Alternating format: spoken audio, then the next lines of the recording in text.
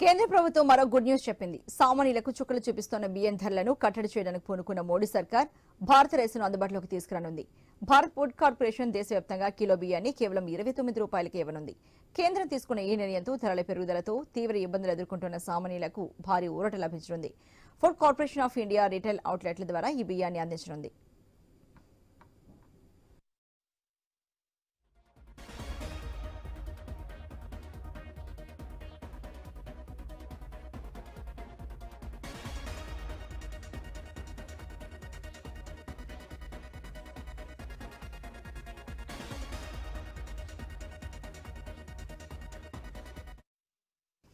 అయితే కొన్ని రోజుల నుంచి బియ్యం ధరలు ఆకాశాన్ని తాకుతున్నాయి. 25 కేజీల బియ్యం బస్తా ధర 1700 నుంచి 1800 రూపాయల వరకు చేరింది. దీంతో సామాన్యులు సన్న బియ్యం కొనాలంటేనే జంకుతున్నారు. ఈ క్రమంలో కేంద్ర ప్రభుత్వం బియ్యం ధరలను కట్టడి చేయడానికి ఈ నిర్ణయాన్ని తీసుకోవడం జరిగింది.